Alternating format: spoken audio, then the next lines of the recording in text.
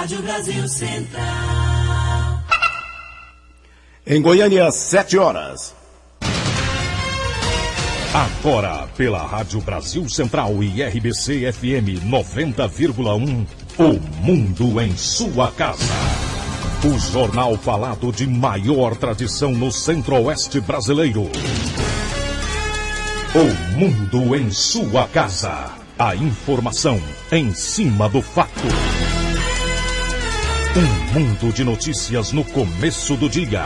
O Mundo em Sua Casa tem a marca da Rádio Brasil Central e da RBC FM 90,1. Hoje é terça-feira, dia 17 de abril de 2012. Bom dia, você ouvinte. Bom dia, José Calazans. Bom dia, Karine Pinheiro. O Mundo em Sua Casa. Tempo e temperatura. A previsão do tempo para hoje em Goiânia é de céu nublado a encoberto com pancadas de chuva e trovoadas isoladas. A temperatura máxima atinge os 28 graus. A umidade relativa do ar fica entre 95% e 55%. Neste momento, os termômetros marcam 22 graus aqui no Parque Santa Cruz. O Mundo em Sua Casa. Manchetes dos jornais brasileiros.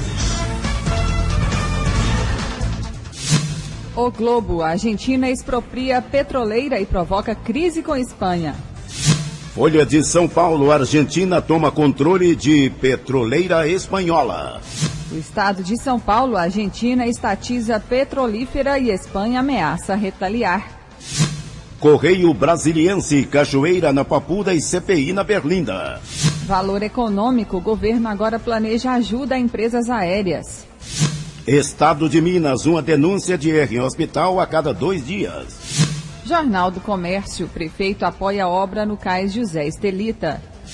0 hora, Planalto traça plano para controlar CPI incentivada por Lula.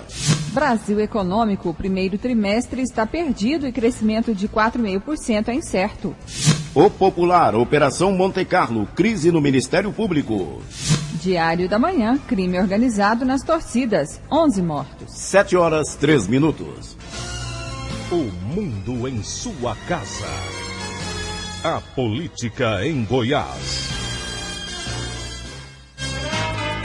A Associação Goiana dos Municípios intensifica a mobilização junto aos prefeitos goianos para que participem da 15ª Marcha Brasília em defesa dos municípios. O evento acontece nos dias 17 e 18 de maio. Os prefeitos lutam pela distribuição dos royalties do petróleo e do pré-sal e ajuda para o pagamento dos pisos salariais para o magistério e para profissionais da enfermagem. São 7 horas, 3 minutos. O empresário de jogos ilegais Carlos Augusto de Almeida Ramos, o Carlinhos Cachoeira, obteve liminar na noite de ontem para deixar o presídio de segurança máxima de Mossoró, no Rio Grande do Norte. Ele ficará agora em Brasília, no complexo penitenciário da Papuda. Para a Justiça, a prisão do bicheiro em uma unidade de segurança máxima não se justifica porque ele não representa alto risco para a sociedade e não cometeu crime hediondo. No presídio de Mossoró, Carlinhos Cachoeira ficava 22 horas trancado em uma cela sozinho, sem ver ninguém. Tinha direito a apenas 2 horas de sol por dia e conversava com as visitas por meio de um interfone sem ter contato físico. De acordo com familiares, Cachoeira emagreceu 16 quilos, teve o cabelo raspado e está deprimido. Cachoeira está preso desde o dia 29 de fevereiro, quando a Polícia Federal deflagrou a Operação Monte Carlo. Ele é acusado de comandar um esquema de jogo ilegal. Segundo a investigação, o grupo de Cachoeira cometeu os crimes de corrupção, lavagem de dinheiro, entre outros, para sustentar uma máfia de jogos. Por estar preso no Rio Grande do Norte, o empresário não compareceu ontem ao enterro da mãe dele em Anápolis. A mãe de Cachoeira, Maria José, conhecida em Anápolis como Dona Zezé, morreu na madrugada de ontem aos 79 anos. Mãe de 14 filhos, 12 deles ainda vivos, ela faleceu, segundo familiares, de falência múltipla de órgãos. 7:05. Em coletiva de imprensa, Benedito Torres jura inocência no caso Cachoeira. O Procurador-Geral de Justiça, Benedito Torres, irmão do senador Demóstenes Torres, encaminhou nesta segunda-feira ofício à Corregedoria para adoção de providências do Ministério Público Estadual em relação à ingerência do irmão, possivelmente por ordem de Carlinhos Cachoeira. Benedito quer a transparência dos fatos, conforme diz em entrevista coletiva. Bom, eu fiz um encaminhamento, com relação aos fatos e os documentos, tanto para a Corregedoria do Ministério Público, assim também para o nosso decano, porque eu sendo irmão do senador, eu estou impedido de atuar no caso. Então o decano passa a atuar no caso. E aí ele preside o Colégio de Procuradores. Então ele também já designou uma reunião amanhã, para que ele possa então tratar do assunto e aí então trazer mais informações para os senhores. Também comuniquei ao Conselho Nacional do Ministério Público, mandei toda a documentação para lá a respeito disso, com o objetivo de dar transparência total com relação àquilo que nós estamos praticando, aquilo que nós estamos tratando.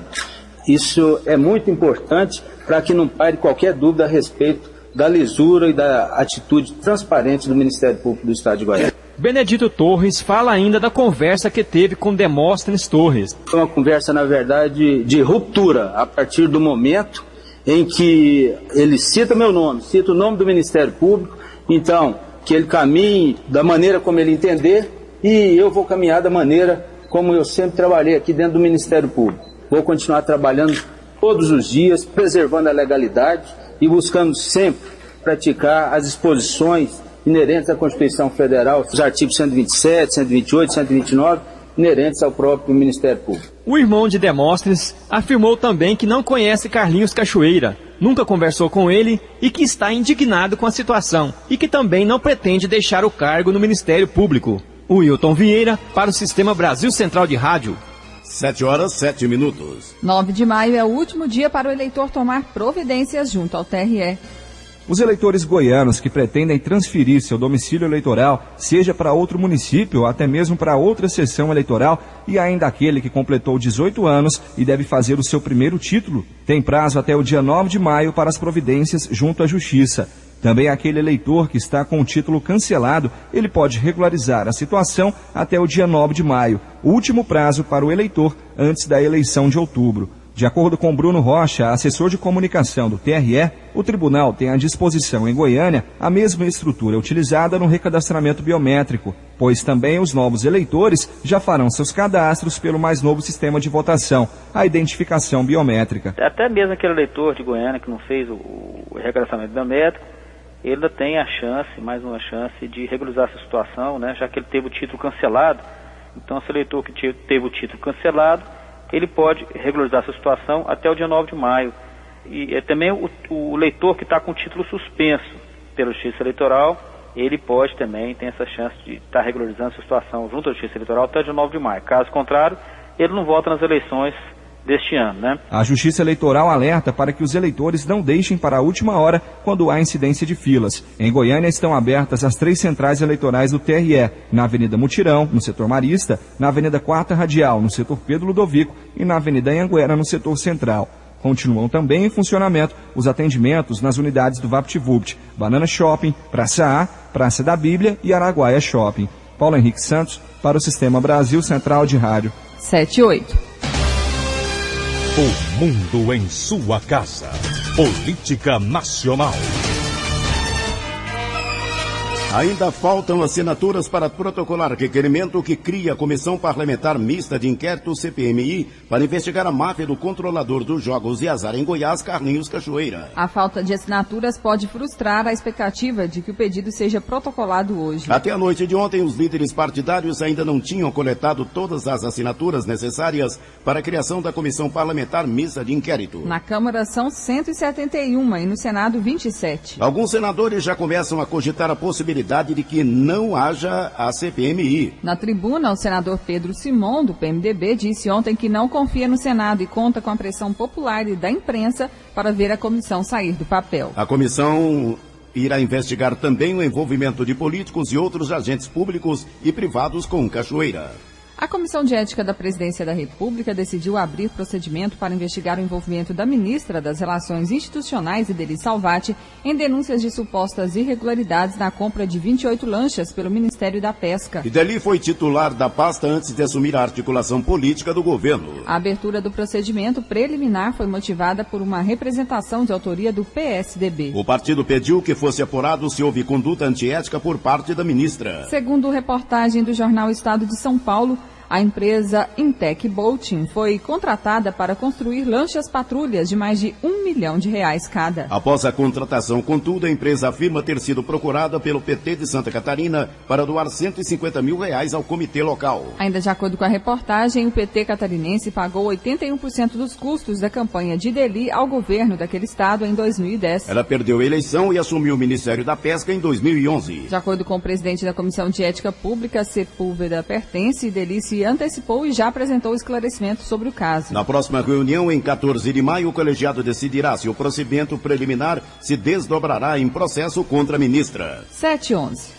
O ex-presidente Luiz Inácio Lula da Silva visitou ontem o presidente do Senado, José Sarney, no Hospital Sírio-Libanês, em São Paulo. O senador está internado após ser submetido a um cateterismo e uma angioplastia com a colocação de stent na madrugada do último domingo. Sarney teve alta médica ontem da UTI, onde se recuperava da intervenção cirúrgica para a unidade crítica cardiológica semi-intensiva. O estado de saúde dele é estável, segundo o boletim do hospital. O líder do governo na Câmara, Arlindo Quinalha, do PT, e o líder da maioria no Senado, Renan Calheiros, do PMDB, também visitaram Sarney.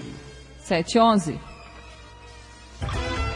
O mundo em sua casa. Um mundo de notícias no começo do dia. O empresário e fazendeiro Gilmar Pimentel, de 49 anos, foi assassinado ontem na Avenida Valença, no residencial Três Marias, em Goiânia. Segundo a polícia, o corpo dele foi encontrado dentro de uma caminhonete Toyota Hilux. De acordo com Paulo Roberto Tavares, titular da Delegacia de Homicídios, a polícia ainda não tem pistas do autor do crime e trabalha com várias linhas de investigação. A principal hipótese até o momento é acerto de contas. Adolescente é acusado de roubar carro para praticar assalto. O adolescente de 16 anos começou a praticar delitos aos 12 anos de idade e já soma 16 passagens pela polícia por furtos. O delegado de furtos e roubos de veículos, Itamar Lourenço, conta detalhes do crime. Esse menor de 16 anos foi apreendido por policiais da Delegacia de Furtos e Roubos de Veículos na última sexta-feira à noite, quando já tínhamos conhecimento de que no dia anterior ele havia roubado um Ford Fiesta em Aparecida de Goiânia, onde, mediante o uso de arma de fogo, ele abordou a vítima e lhe subtraiu o veículo. E no dia seguinte, na sexta-feira, ele, fazendo uso desse veículo, praticou também um roubo ao estabelecimento comercial nas imediações da periferia de Aparecida de Goiânia, onde ele subtraiu do caixa de uma pequena mercearia o valor de aproximadamente R$400. O delegado Itamar Lourenço explica que no momento em que foi apreendido, o adolescente usava uma certidão de nascimento falsa. Ele, a partir dos 12 anos de idade, ele começou a ser apreendido pela polícia de Aruanã por envolvimento em furtos, ora em residência, ora em estabelecimentos comerciais. E dos 12 anos até os 16, porque agora, mês de janeiro, ele saiu de Aruanã e veio para Goiânia, ele foi apreendido pela polícia por 16 vezes. Todas as vezes envolvido em furtos. O adolescente foi encaminhado para a Delegacia de Apuração de Atos Infracionais de Aparecida de Goiânia, onde vai ser enviado para o Juizado da Infância e Juventude. Patrícia Almeida para o Sistema Brasil Central de Rádio. 7:14. Polícia destrói máquinas caça-níqueis em Goiânia. Policiais da 1ª Delegacia Regional realizaram na tarde de ontem a destruição de 35 máquinas caça-níqueis no lixão de Goiânia. A ação acontece 15 dias após a destruição de outras 84 máquinas. Cerca de 2.000 equipamentos apreendidos no período de 2009 a 2011 ainda estão sob o poder do Estado.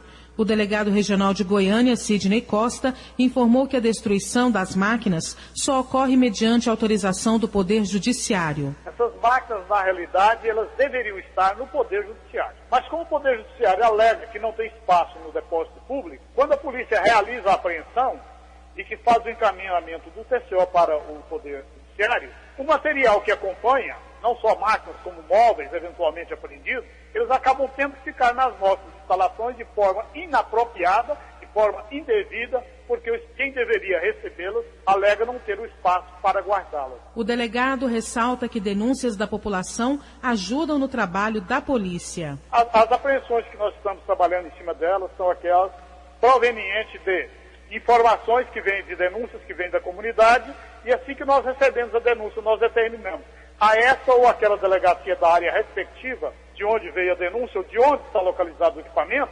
para que ela faça a apreensão. Segundo o delegado Sidney Costa, outras operações estão programadas para o mês de abril, bem como o trabalho de combate ao tráfico de drogas e entorpecentes. Débora Orcida para o Sistema Brasil Central de Rádio. 7h15. Em Mineiros, no sudoeste de Goiás, o Corpo de Bombeiros atendeu a uma ocorrência onde um caminhão passou por cima da cabeça de uma mulher grávida de 7 meses que estava em uma motocicleta. A corporação levou a mulher para o hospital, onde foi possível retirar a criança com vida. Semar divulga balanço da Operação Mão de Ferro, realizada em carvoarias e serralherias no nordeste de Goiás. Carvoarias e serralherias que funcionavam em desacordo com a lei receberam a visita das equipes da Secretaria de Meio Ambiente e Recursos Hídricos, Ministério Público, IBAMA, Comando de Operações Especiais, Batalhão Ambiental e GRAER. De acordo com o secretário da Semar, Humberto Machado de Oliveira, o resultado da operação, que durou 3 dias, foi positivo. Conseguiram aí destruir 151 fornos carvoeiros que funcionavam no Nordeste goiano, ali nos municípios de Posse e Aceara, de tal forma que só nesse aspecto já representa um ganho ambiental, uma vez que é através desses fornos que há um desmatamento ilegal, a degradação do cerrado para a produção de carvão e fornecimento especialmente ao estado de Minas Gerais de carvão para as indústrias. As equipes se depararam nesses locais com a extração ilegal de brita, carvão e madeira. Os locais irregulares foram interditados e os proprietários tiveram que pagar multa. O total chegou a quase R$1 milhão. 9 pessoas foram presas, entre elas uma que tentou subornar um policial com R$1.000 e outra que era foragida da justiça. O secretário da Semar também informou que a operação foi o início de uma série de atividades para combater os crimes ambientais. O propósito nosso é repeti-la, porque essa atividade ela é combatida, mas depois de um certo tempo ela volta a ocorrer. Yara Galvão para o Sistema Brasil Central de Rádio.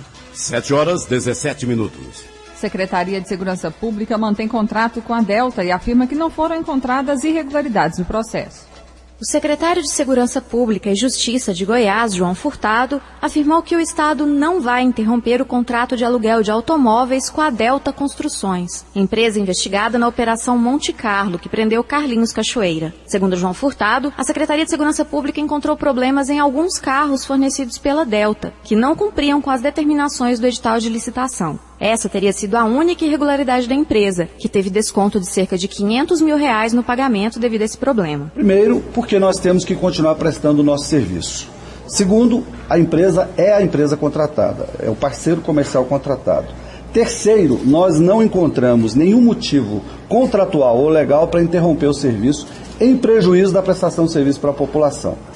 Até que se prove de forma legal e que se demonstre prejuízo para a execução desse contrato, ele continuará a ser executado por nós. A Secretaria de Segurança Pública e Justiça elabora desde março um novo processo licitatório para a locação de automóveis. De acordo com João Furtado, dessa vez o processo será nacional e visa veículos maiores, com mais potência e tecnologia, com preços mais vantajosos. O edital, segundo ele, deve ser publicado ainda esse mês. O novo processo licitatório já está aberto. Eu espero concluí-lo em até 6 meses e ter um novo modelo de gestão adequado para o Estado de Goiás, imediatamente contratando a empresa vencedora. Finalizado o novo processo licitatório, o contrato com a Delta, que havia sido prorrogado até dezembro de 2012, deve ser rompido. O secretário João Furtado afirmou ainda que aguarda informações da Polícia Federal sobre o real envolvimento da empresa nas irregularidades investigadas na Operação Monte Carlo. A Delta mantém 13 contratos com o Estado de Goiás, 11 com a AGETOP e 2 com a Secretaria de Segurança Pública. De janeiro de 2011 a março de 2012, a Delta já recebeu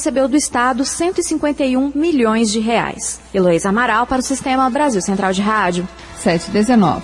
2 caminhoneiros de 47 e 58 anos, respectivamente, foram presos na tarde passada na BR-153, perto de Porangatu, a 409 quilômetros ao norte de Goiânia, com revólver calibre 38 e 13 munições intactas do mesmo calibre. Segundo a Polícia Rodoviária Federal, os detidos saíram do Pará com destino a São Paulo, transportando 2 caminhões em uma mesma empresa. Em dado momento, um deles se envolveu em uma briga de trânsito com o terceiro caminhoneiro e usou uma arma para tirar satisfações. E a Polícia Militar alerta a população para furtos em ônibus do transporte coletivo. Na tarde de ontem, 2 homens foram presos em flagrante depois de furtar um celular em um ônibus na Avenida 85. Segundo informações do sargento Flores, Heleno Luiz da Silva e Marcos de Melo foram presos depois que a vítima foi avisada do furto, desceu do ônibus e pegou um celular emprestado e acionou os policiais militares do Tático do 1º Batalhão. Eles encontravam dentro do ônibus, subiram a 85 e juntamente com a vítima, eles encostaram de um lado, um encostou emprestando o outro e um enfiou a mão no bolso e saiu com o celular na mão. Um dos usuários do ônibus viu o furto, mas ficou calado com medo de você tratar 2 pessoas ou mais dentro do ônibus.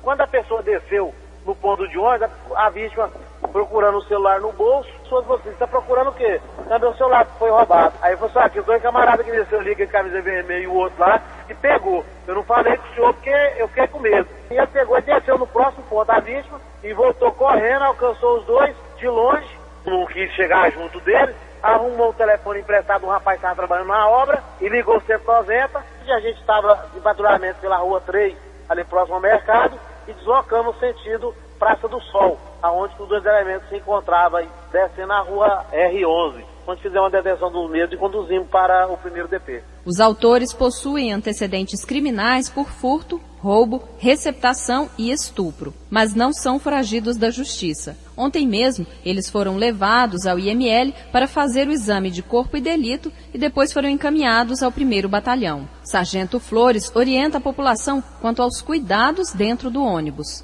Tomar cuidado com as bolsas, com o bolso. Se o camarada entra dentro do ônibus, segura com as 2 mãos no coletivo e esquece dos bolsos, esquece de bolsa, e é onde esse camarada aproveita o descuido da vítima, né? Ambos vão responder por furto, artigo 155. Rivacran para o Sistema Brasil Central de Rádio.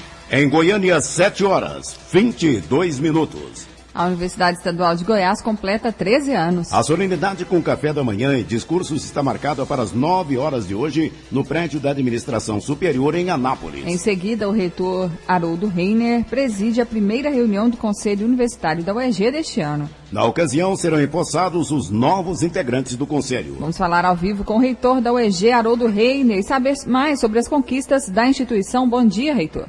Bom dia, Karine. Bom dia a todos que nos ouvem. Quais foram as maiores conquistas da universidade nesses 13 anos? Creio que a maior conquista da universidade é o fato dela ter possibilitado o acesso a já mais de 50 mil pessoas ao ensino superior. Há poucos dias, o governador entregou o diploma de número 50 mil, que marca simbolicamente esse feito histórico da UEG. Reitor, quais são os principais problemas enfrentados pela UEG? Bem, a UEG ela é uma universidade chamada de multicampus, está presente em quase 40 municípios goianos, portanto a sua infraestrutura ela é muito fragmentada. Quando se quer investir em biblioteca, você tem que pensar logo em 40 bibliotecas, e assim também em corpo docente e assim por diante. Então, isso é uma potencialidade e uma fragilidade. Mas uma outra questão crucial é que a UEG, ela necessita de mais concursos para docentes e para servidores técnico-administrativos. Hoje, a UEG, ela funciona com mais da metade dos seus servidores em contrato temporário, o que constitui, digamos, um distanciamento em relação ao preceito da lei e também constitui uma certa injustiça com relação àqueles que efetivamente constroem a universidade, isto é,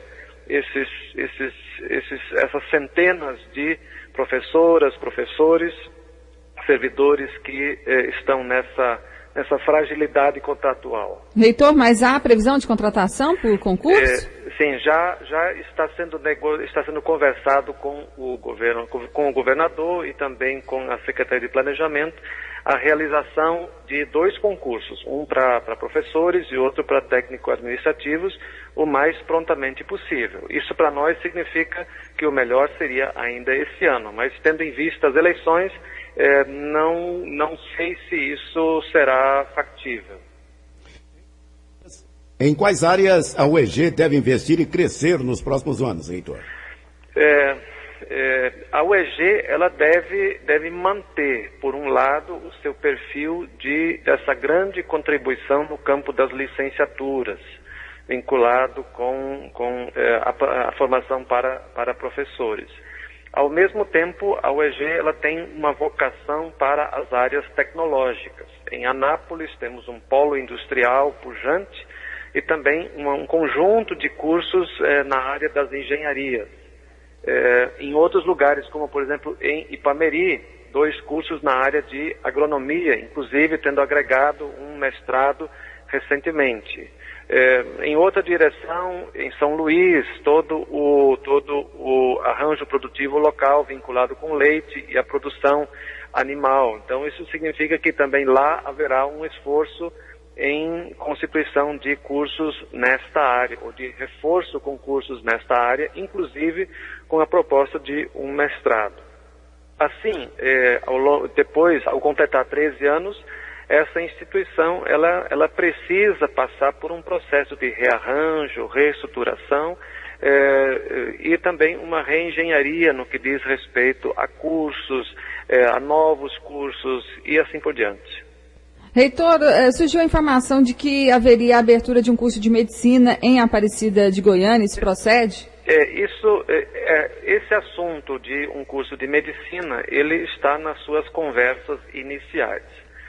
Houve uma conversa com a escola de saúde pública da Secretaria de Estado de Saúde, no sentido de estreitar esforços para a realização, para a consecução, organização de um curso de medicina. Aparecida, por hora, é uma possibilidade que se vislumbra no horizonte, embora também haja já outros pedidos e, eventualmente, outras propostas.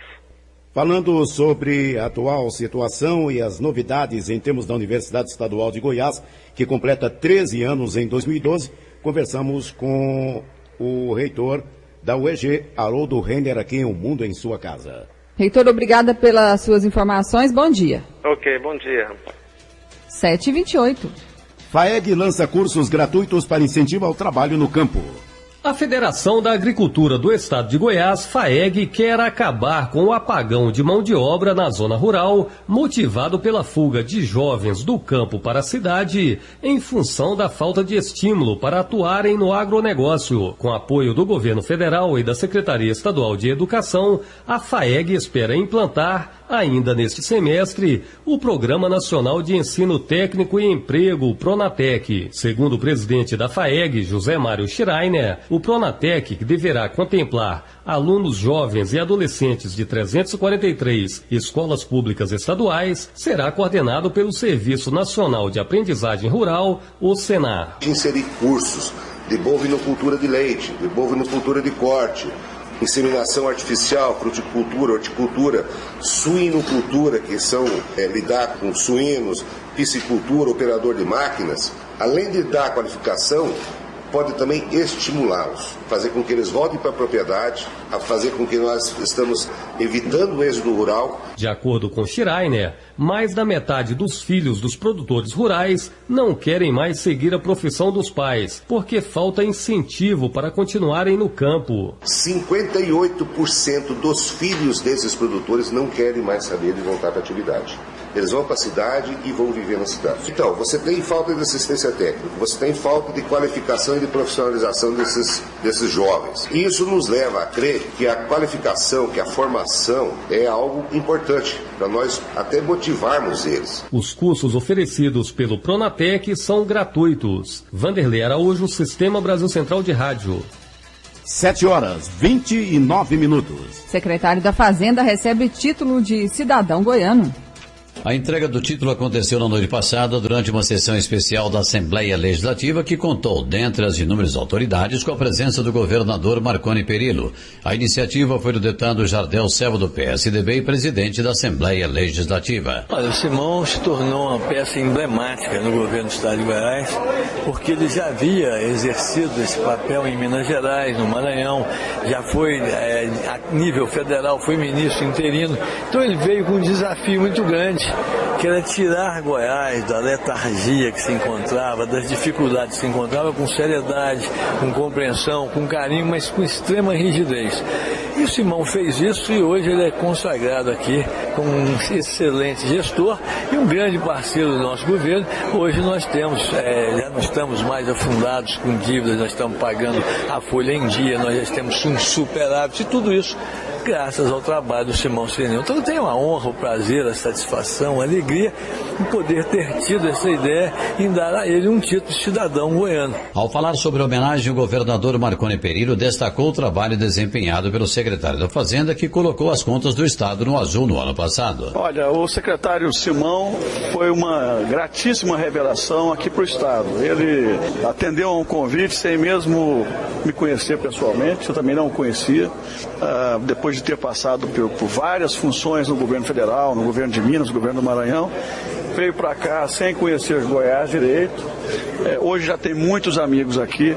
Me ajudou no ano passado como um leão a viabilizar as finanças do Estado, a equilibrar as nossas receitas com as nossas despesas e principalmente na realização do ajuste fiscal, o que está nos possibilitando viabilizar agora operações de crédito para investimentos em obras importantíssimas para Goiás. Simão Sirineu também falou sobre a homenagem que recebeu. Essa honra que para mim é enorme, é uma compreensão muito grande do Poder Legislativo goiano e graças ao convite do governador Marconi, eu vim aqui para Goiânia e gostei de todos os goianos, fui muito bem recebido.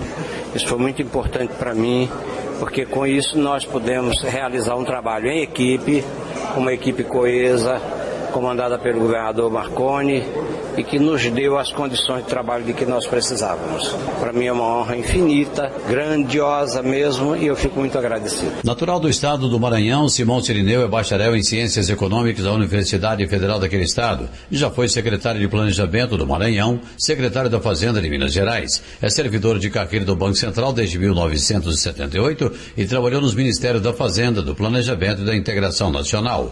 Foi secretário executivo do Ministério do Planejamento e ministro interino da Integração Nacional do governo de Fernando Henrique Cardoso. Também foi secretário adjunto do Tesouro Nacional do Ministério da Fazenda. Hora oficial de Brasília, 7h33 em Goiânia. Governadores do PSDB se reúnem em Curitiba. Quem tem mais informações é a repórter Riva Cram. Bom dia. Bom dia, Karine. Bom dia, José Calazans.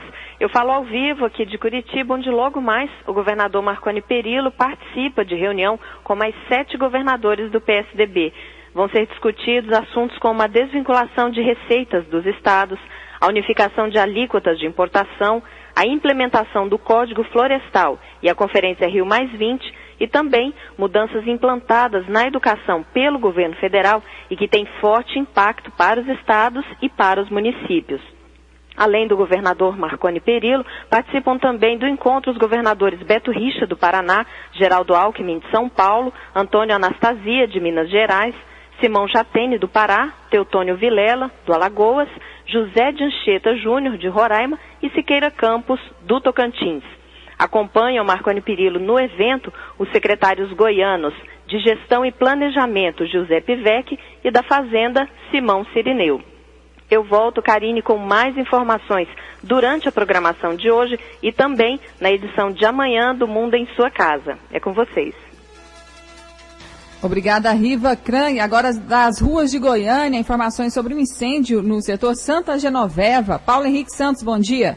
Bom dia, Karine, bom dia a todos. Olha, realmente é um incêndio de grandes proporções, é um galpão, uma empresa, né, que processa material reciclável, e essa empresa tem 4 galpões.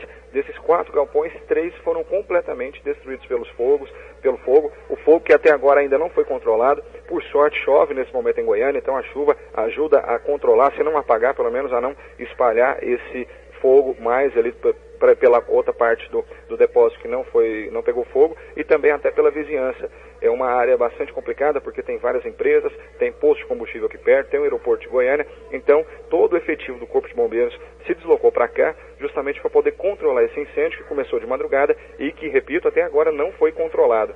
Essa indústria de papel, essa indústria de reciclagem, fica na Avenida das Indústrias, no setor Santa Genoveva, e nesse momento as ruas e avenidas no entorno dessa empresa foram todas bloqueadas para facilitar o trabalho do Corpo de Bombeiros e também evitar que curiosos e outras pessoas cheguem perto, porque o risco desse fogo se espalhar ainda existe. Então, são pelo menos 14 viaturas do Corpo de Bombeiros que trabalham para controlar as chamas e por enquanto, até agora, elas ainda não foram controladas. A gente percebe vários caminhões, veículos, todos eles completamente destruídos e queimados mesmo desse incêndio que realmente é de grandes proporções. Karine, eu termino aqui, mas volto a qualquer momento com mais informações sobre esse incêndio. Obrigada, Paulo Henrique Santos, 7h36. Reforma do Terminal Maranata em Aparecida de Goiânia deve terminar em 45 dias.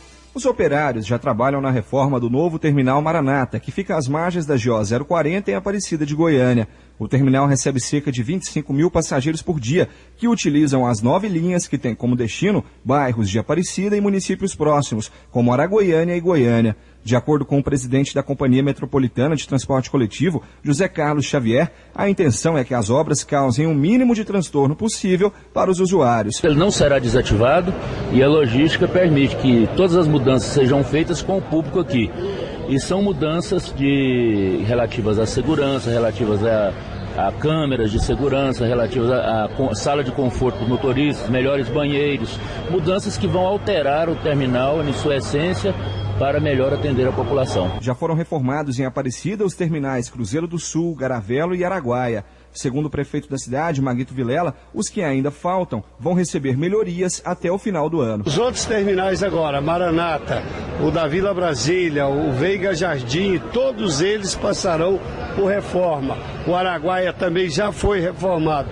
Então todos eles estarão cercados, estarão com segurança 24 horas, com a iluminação adequada, com som, enfim, tudo aquilo que honra e dignifica a nossa cidade. Mas a população que depende do transporte coletivo lembra que a reforma dos terminais não resolve todos os problemas. Começando o horário de ônibus, começando os fiscais, que é uma falta de educação, tem muita coisa para melhorar aqui. Tudo, horário de ônibus, aqui banco para o povo sentar, para o povo chegar aqui no terminal, aqui fica escorado disso aí, ó, sentado nesses trem aí. A reforma do terminal Maranata vai custar R$400 mil e deve ficar pronta em 45 dias. Paulo Henrique Santos, para o Sistema Brasil Central de Rádio. 7h38. Agora as notícias das rodovias, o movimento nas rodovias que servem o estado de Goiás. Bom dia, Libório Santos. Bom dia, Calazans, bom dia, Garino, bom dia, ouvintes da Brasil Central. Nas últimas 24 horas nas rodovias goianas foram registrados 26 acidentes, 15 pessoas feridas e 2 mortos. Os acidentes mais graves: tombamento na BR-060, quilômetro 233, no trevo de Linda Vista, fica entre Goiânia e Rio Verde. Caminhão Mercedes-Benz, placa BXJ 7925 de Goiânia, o condutor Gilberto Alves Cordeiro, 50 anos, fatal. Abalroamento lateral seguido de capotamento foi na GO 020, quilômetro 36, entre Bela Vista e Goiânia. Um Renault placa HHG 4558 de Uberlândia, o condutor Roberto Pereira Rosa. V2 S10, placa KEZ 2342 de Bela Vista, o condutor Valdo Juvenal de Oliveira, vítima fatal. Segundo a Polícia Rodoviária Estadual, esse acidente aconteceu durante uma ultrapassagem. Houve um abalroamento lateral, seguido de saída de pista com capotamento. Libório Santos, Sistema Brasil Central de Rádio. Obrigado, Libório. São 7h39. A seguir o noticiário esportivo. O mundo em sua casa. O jornal falado de maior tradição no Centro-Oeste brasileiro.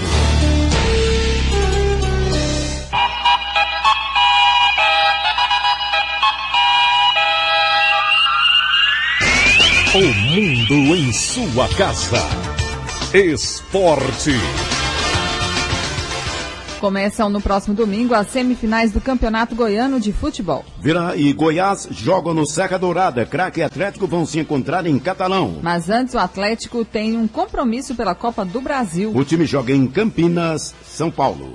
Daqui a pouco, após o almoço, o Atlético viaja para Campinas, onde amanhã, às 7h30 da noite, vai enfrentar a Ponte Preta pela Copa do Brasil. É o jogo de volta, já que o Atlético na partida de ida venceu no estádio Serra Dourada por 2-1 a Macaca. E agora depende apenas de um simples empate para passar à próxima fase e enfrentar o São Paulo pela Copa do Brasil. O técnico Adilson Batista comanda o último treinamento hoje pela manhã e a expectativa da definição do time, que já está classificado para as semifinais do Campeonato Goiano contra o Craque no próximo fim de semana. Adilson Batista não deve contar com o atacante William e nem com Felipe, ambos estão no departamento médico. Juninho e Marcão deverão formar a dupla de ataque. Eric Maravilha, para o Sistema Brasil Central de Rádio. O Craque é o único time do interior na semifinal do Campeonato Goiano. Depois da vitória de 1-0 sobre o Vila Nova no último domingo, ele conseguiu a sua classificação. Mas para o diretor de futebol do clube, Adib Elias, ainda é pouco. Tanto que ele anunciou nova premiação ao time e também surpreender o Atlético, seu adversário, na semifinal, no próximo domingo no estádio Genervino Evangelista da Fonseca. E disse que se o time passar, toda a renda do jogo de domingo será para os jogadores. Além disso, vai ter um prêmio extra que será doado por um grupo de empresários de Catalão. Com a classificação à semifinal, a diretoria pagou aos jogadores R$40 mil. Ontem, a diretoria oficializou a participação na Série D do Brasileiro, retornando ao torneio após 3 anos. 7h41. Polícia deve começar a ouvir hoje testemunhas da morte de um adolescente torcedor do Goiás. O delegado Fabrício Madruga, responsável pelo inquérito, deve ouvir hoje o motorista e testemunhas que iam para o jogo. O ônibus estava lotado de torcedores esmeraldinos. Quando parou no sinal, no setor Conde dos Arcos, teria sido abordado por 2 homens em uma moto que efetuaram vários disparos. Um deles atingiu o jovem de 14 anos e outro adolescente de 16, que foi baleado de raspão. O garoto de 14 anos foi levado para o UAPA, mas não resistiu. A polícia trabalha com a hipótese de rixa entre torcidas organizadas. Primeiro indício, que é o que nós estamos tratando, a primeira hipótese, mas lógico que nós não descartamos nenhuma outra. Mas, em princípio, pelo que foi levantado, a linha principal seria essa. Ainda hoje, a polícia vai procurar também a família do adolescente morto, para saber se houve alguma briga com torcedores adversários e se ele era mesmo alvo dos disparos. Por isso, até que nós identificarmos as outras pessoas que estariam junto com ele, se ele estaria com outro colega mais próximo, que às vezes a família até possa mencionar isso, e principalmente também o motorista, para nos relatar como foi a abordagem dessa moto antes de efetuar o disparo e na hora de efetuar o disparo, de que forma foi. Então, com esses relatos, nós podemos saber se foi alguma coisa a esmo, querendo atingir realmente apenas torcedores, de uma maneira geral, e não alguém específico, ou se realmente ele seria o alvo. Só neste ano foram registrados 4 casos de morte de torcedores dos times goianos. Yara Galvão, para o Sistema Brasil Central de Rádio. E a Polícia Militar está preocupada com o jogo de domingo entre Goiás e Vila Nova. O secretário de Segurança Pública, João Furtado Neto, disse que estuda pedir à Federação Goiana de Futebol que tenha torcida única nos jogos da semifinal do Campeonato Goiano entre Vila Nova e Goiás. Que apenas a torcida que tem mando de campo compareça. É ruim para todo mundo, mas a gente está estudando essa possibilidade porque é a única que talvez evite essa agressividade desmedida. O pedido de torcida única para o próximo jogo foi encaminhado ao Ministério Público. Mas o Ministério ainda não se pronunciou. Mas um detalhe, talvez não seja jogo de torcida única, que o problema em si não ocorre no Serra Dourada, e sim nos terminais de ônibus e nos bairros mais afastados da capital, onde fatalmente se encontram as torcidas de Goiás e Vila Nova. Não se concentra em si o problema no Serra Dourada. Calazans, e o jogo começa, o Goiás começa a preparar hoje a equipe para o jogo, para o clássico contra o Vila. Felipe Amorim, Hernando e Ricardo Goulart estão de volta. No Goiás, a diretoria gostou da definição dos 2 próximos domingos, 22 e 29 de abril, para os jogos na semifinal do Campeonato Goiano diante do Vila Nova. É bom lembrar que por ter melhor campanha na primeira fase da competição, o Goiás joga por 2 empates ou vitória e derrota pela mesma diferença de gols. A reapresentação do elenco após a vitória contra a Aparecidense domingo no Aníbal Toledo acontece daqui a pouco, a partir das 9 horas, no CT do Parque Anhanguera. O técnico Anderson Moreira deve ganhar boas novidades em relação a jogadores para o jogo de domingo contra o Vila Nova.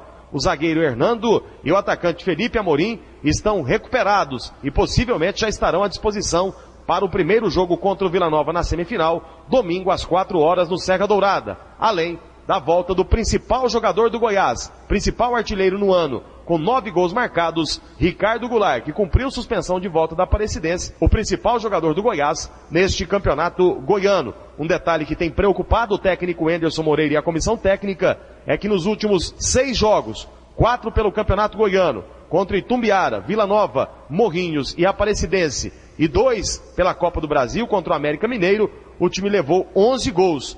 2 do Itumbiara, 3 do Vila Nova, 1 do Morrinhos, 3 do América Mineiro e 2 da Aparecidense. Uma média quase de 2 gols sofridos por jogo, o que tem preocupado o técnico Anderson Moreira, que vai trabalhar aí para melhorar a defesa durante a semana para o clássico contra o Vila, o maior do Centro-Oeste, domingo, no Serra Dourada. Vinícius Silva para o Sistema Brasil Central de Rádio. O Vila Nova tenta esquecer a derrota contra o Craque e volta as atenções para o clássico contra o Goiás. Após a derrota do último domingo para o Craque de Catalão em pleno estádio Anésio Brasileiro Alvarenga, derrota esta que fez o Vila perder uma sequência de 7 jogos sem saber o que era derrota. Os jogadores colorados se reapresentaram ontem à tarde, um trabalho leve, físico. Começaram a preparação para o jogo do próximo domingo, o primeiro da semifinal contra o Goiás no estádio Serra Dourada. O técnico Robélio Schneiger não contará com o volante Luiz Marques. Segue se recuperando de uma artroscopia no joelho. O jogador foi submetido a esta pequena cirurgia. 2 jogadores estão no departamento médico e preocupam o comandante colorado. Lateral direito John Lennon, que no jogo contra o Craque acabou recebendo uma pancada do lateral adversário, Dida, e sendo substituído, e também o atacante Patrick. Vale ressaltar, John Lennon, lateral direito, que tem atuado no lado esquerdo colorado. Paulo Massad para o Sistema Brasil Central de Rádio. 7h47 do esporte é o que há. O mundo em sua casa tem a marca da Rádio Brasil Central e da RBC FM 90,1.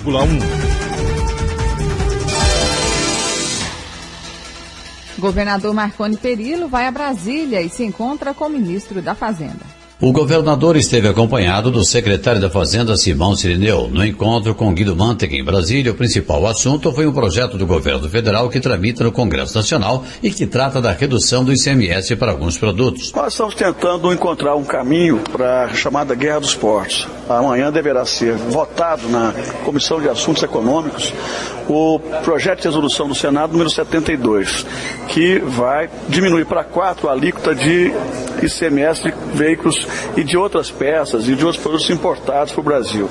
Isso prejudica um pouco a nossa economia, porque nós importamos muito através do Porto Seco de Anápolis, mas o ministro de Compensação ofereceu algumas alternativas de compensação para eventuais prejuízos sofridos pelo Estado e pelas empresas. Libório Santos, Sistema Brasil Central de Rádio.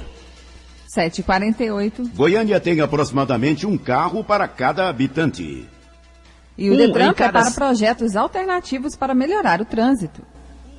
5 brasileiros já têm automóvel, conforme recente estudo do Sindicato Nacional da Indústria de Componentes para Veículos Automotores. Em Goiânia, a relação é de quase 1 habitante por veículo, já que são mais de 1 milhão de veículos e uma população de aproximadamente 1.300.000 pessoas. O diretor técnico do Detran, Horácio Melo, faz uma análise da pesquisa sob 2 ângulos. Essa pesquisa demonstra que tem uma frota 4 vezes superior à frota do Brasil, de Goiânia. Isso, do ponto de vista econômico, é um dado positivo. Mostra que a cidade tem um poder aquisitivo bom, nós não queremos diminuir a frota. Agora, do ponto de vista do trânsito, do acidente de trânsito, é muito grave. Precisamos ter políticas de transporte coletivo, de incentivo aos mais desprotegidos no trânsito, que garantam que os próprios veículos, a grande quantidade, possam circular. Porque se todo mundo resolver sair com seu automóvel ao mesmo tempo, vai ficar todo mundo parado na rua. O dirigente do Detran fala ainda de projeto para melhorar o trânsito. Goiânia e as cidades do interior de Goiás ainda tem tempo de investir na cidade do futuro.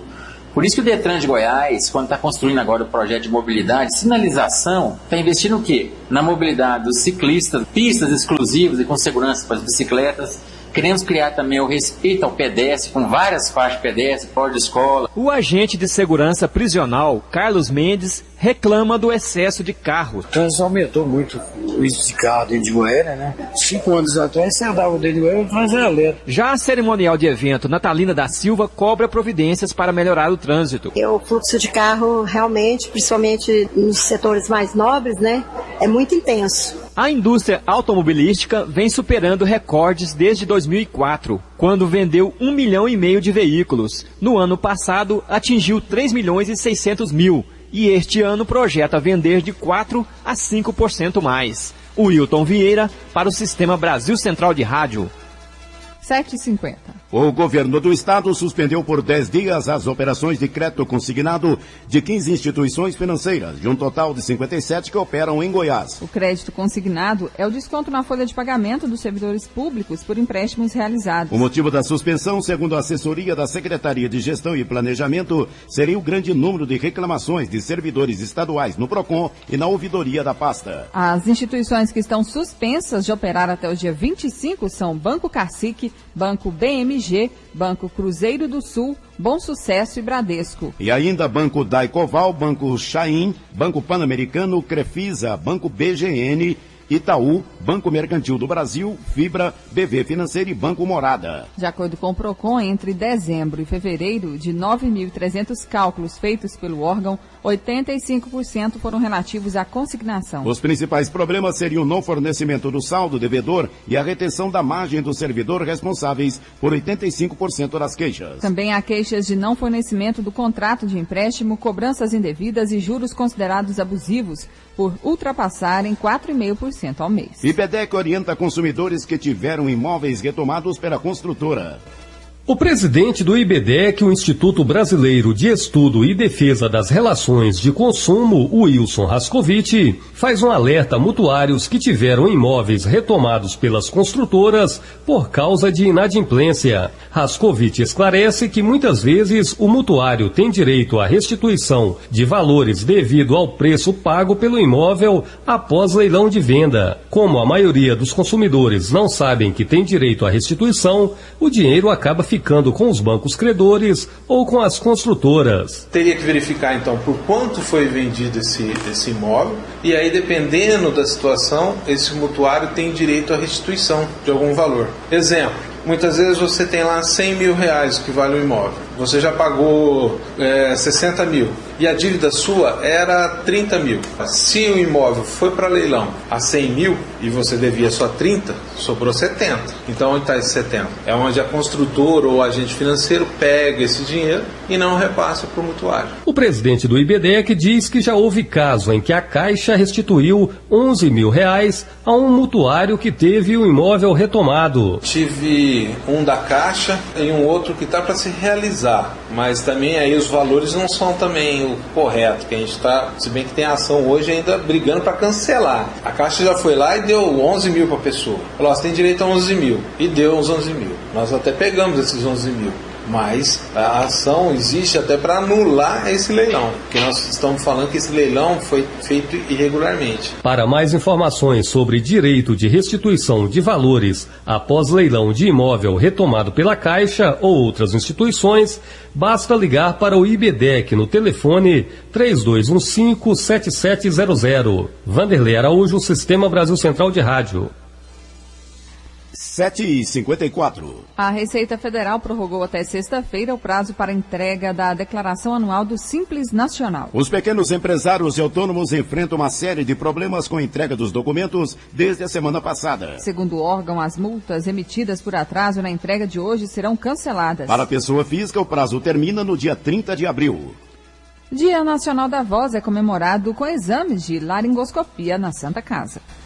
Santa Casa de Misericórdia de Goiânia realiza até a próxima sexta-feira 50 exames de laringoscopia em pacientes encaminhados pelo SUS, na 14ª edição da campanha nacional da Voz. A iniciativa está relacionada ao Dia Mundial da Voz, comemorado nesta segunda-feira. O coordenador da campanha, cirurgião de cabeça e pescoço, Francisco Amorim, alerta para os sintomas a serem observados pelos pacientes. Principalmente aqueles pacientes com rouquidão progressiva e rouquidão durante aí mais de uma semana, 2 semanas, aqueles são os pacientes que nos requerem mais cuidados. e principalmente aqueles pacientes que fumam, né, em demasia. O médico fala ainda da faixa etária mais propensa a apresentar problema. Terceira, quarta década de vida, né, como eu te falei, mais o sexo masculino está mais acometido, em se tratando de câncer de laringe, principalmente aqueles que fumam. Mas podemos também ter algum acometimento de patologias benignas, né, profissionais da voz, que usam a voz de maneira inadequada, por um longo tempo de uso, sem um treinamento adequado. Francisco Amorim adverte ainda para os cuidados diários com a voz. Basicamente, tomar bastante líquido, não trabalhar com a voz de maneira inadequada, ou seja, você fazer um esforço vocal prolongado. O médico Francisco Amorim aconselha a quem tiver alguma alteração na voz a procurar um otorrino ou cirurgião de cabeça e pescoço para resolver o problema. Wilton Vieira, para o Sistema Brasil Central de Rádio. 7h56. Faculdade de Medicina da UFG promove a 8ª jornada acadêmica da Liga de Cirurgia Plástica do Hospital das Clínicas.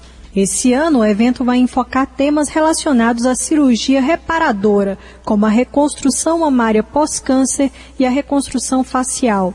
O presidente da Liga, Dr. Luiz Humberto Garcia Souza, falou sobre o que a jornada preparou para os participantes. Que a cirurgia plástica é uma especialidade médica de grande utilidade comunitária, né? A cirurgia plástica vai de encontro às necessidades do cidadão, tanto em seus aspectos de natureza estética, que isso é um direito de qualquer um querer se sentir melhor, mais bonito, com autoestima, né? Quanto na parte de reconstrução e reparação de acidentes, né? Traumas, crianças que nascem com malformações, fissuras lábio-palatinas, queimaduras, as pessoas que têm câncer, câncer de mama, precisa fazer reconstrução, câncer na face, câncer de membros. E a gente traz também professores que são assim ícones a nível nacional e mesmo internacional. Luiz Humberto também apontou que a cirurgia plástica tem o objetivo de trazer mais qualidade de vida para as pessoas. Ela consegue restituir boa parte daquilo que foi perdido em decorrência de uma doença ou de um trauma, de uma queimadura. Então a cirurgia plástica ela tem essa função, né, de possibilitar com que as pessoas possam estar melhor consigo mesmas ou mesmo na cura de determinadas doenças. O evento será realizado até o próximo dia 20 no auditório da Faculdade de Medicina da UFG e é aberto a estudantes e profissionais da área. Lorena Borges para o Sistema Brasil Central de Rádio. 7h57. A Corregedoria do Conselho Nacional de Justiça pediu o afastamento de 2 desembargadores suspeitos de desviar 11 milhões de reais do setor de precatórios do Tribunal de Justiça do Rio Grande do Norte. Segundo as investigações, parte dos recursos destinados aos pagamentos das dívidas judiciais era transferida para contas de laranjas. Terminou ontem a rebelião numa penitenciária de Sergipe. A revolta começou no domingo à tarde e durou 26 horas. 128 reféns foram libertados e ninguém ficou ferido. Entre as reivindicações dos presos estão transferência para outros complexos penitenciários, melhor tratamento com as mulheres que visitam o complexo e a aceleração dos processos dos réus. Mais de 1.900 pessoas ainda estão desalojadas após as fortes chuvas que atingiram, no início de um mês, a cidade de Teresópolis, na região serrana do Rio de Janeiro. De acordo com a Defesa Civil, 544 imóveis foram interditados. O temporal deixou 5 mortos e 24 feridos. 7h59, noticiário internacional. A secretária de Estado norte-americana Hillary Clinton afirmou ontem em Brasília que não é possível imaginar no futuro um Conselho de Segurança da ONU que não inclua um país como o Brasil. O governo brasileiro pleiteia uma vaga permanente no Conselho, responsável pela mediação de conflitos no mundo. Hillary está no país para uma visita de 2 dias. Segundo ela, os Estados Unidos admiram o papel da liderança crescente do Brasil. Começou ontem na Noruega o julgamento do atirador que matou 77 pessoas em julho do ano passado. Anders Breivik se declarou inocente e ainda alegou legítima defesa. O veredicto sai em 10 semanas e deve decidir se o acusado passará o resto da vida em uma prisão comum ou em uma instituição psiquiátrica. O ministro conselheiro da Embaixada dos Estados Unidos no Brasil, Todd Chapman, informou que o consulado americano, que será aberto em Porto Alegre, começa a funcionar no ano que vem. O anúncio de 2 novos consulados no Brasil, um no Rio Grande do Sul e outro em Minas Gerais, foi feito na semana passada durante a visita oficial da presidente Dilma Rousseff aos Estados Unidos. O prazo de abertura do consulado americano em Belo Horizonte ainda não foi divulgado. 8 horas e termina mais uma edição do Mundo em Sua Casa, que teve a apresentação de José Calazans e Karine Pinheiro. Redação e edição, Adam Mendes, Antônio Correia, Marcelo Cabral e Wendel Franco. Direção de estúdio, Ione Chagas. Chefes de reportagem, Almir Costa e Ione Chagas. Operação de áudio, Altair José. Central Técnica, Leandro Franco e Frederico Pita. Gerência do Sistema de Rádio, Suede Barbosa. Direção de Teleradiodifusão, Abadia Lima. O Mundo em Sua Casa volta amanhã. Para você, uma ótima terça-feira. Bom dia e até amanhã. Este foi, pela Rádio Brasil Central e RBC FM 90,1, O Mundo em Sua Casa. O jornal falado de maior tradição no Centro-Oeste brasileiro. O Mundo em Sua Casa. A informação em cima do fato. Um mundo de notícias no começo do dia. O Mundo em Sua Casa voltará sempre com a marca da Rádio Brasil Central e da RBC FM 90,1.